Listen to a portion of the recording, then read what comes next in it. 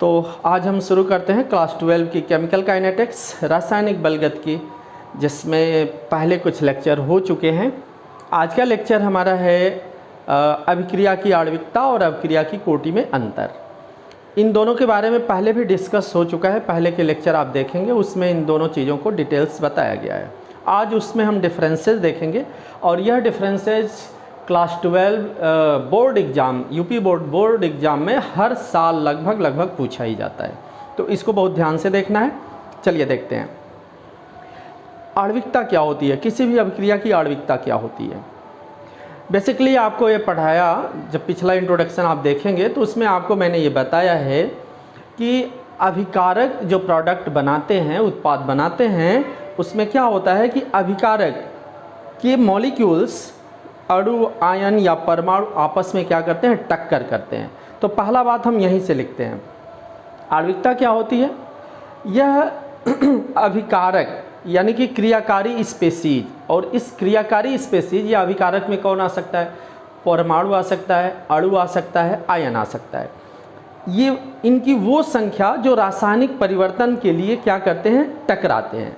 तो पहली बात हो गई अभिक्रिया की आणविकता में पहला बात हम क्या लिखेंगे, यह क्रियाकारी स्पेसीज जैसे कि परमाणु, अणु अथवा आयन की संख्या होती है जो रासायनिक परिवर्तन को संपन्न करने के लिए एक साथ टकराते हैं। राइट, मैंने क्या बताया, मैंने बताया क्रियाकारी स्पेसीज।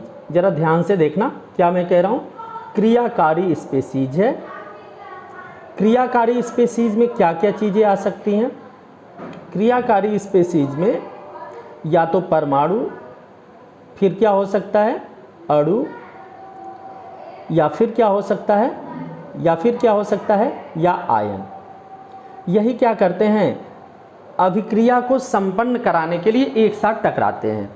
तो इनकी संख्या, क्रियाकारी स्पेसीज की संख्या, ठीक है, जो अभिक्रिया को संपन्न करने के लिए एक साथ टकराते हैं। राइट, तो ये हो गया क्रियाकारी स्पेसीज यानी कि परमाणु, अणु या आयन की वह संख्या जो रासायनिक परिवर्तन को पूर्ण करने के लिए एक साथ टकराते हैं। ओके, इसके करिस्पॉन्डिंग जब हम अभिक्रिया की कोटि में देखेंगे तो अभिक्रिया की कोटि में याद करिए, जब हम आपको अभिक्रिया का वेग समीकरण ड्राइव कर रहे थे तो उस समय हम आपको ये बताए थे कि जो अभिक्रिया की कोटि होती है उनके घातों का, उन घातों का योग होती है जो अभिकारक के सांद्रण पदों में होती है। जैसे क्या है,